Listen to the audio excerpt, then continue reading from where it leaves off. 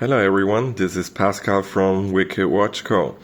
Today I show you the updated Bronze Pearl Diver.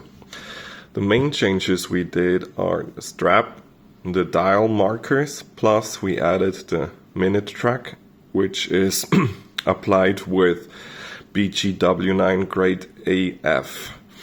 And also we changed a little bit the design of the hands. So here is the new one.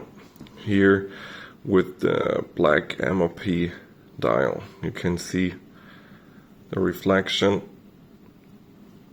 It's very nice, and also the bezel action is good. And of course the loom.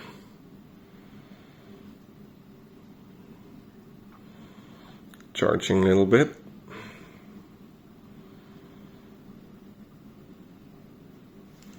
And you see now, even with the office light, the markers are even glowing under this condition. And of course here, when it's a little darker.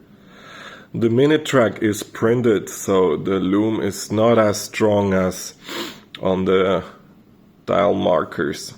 But it's still like, if it's enough charged, it will glow. That's it. Soon to have more dials.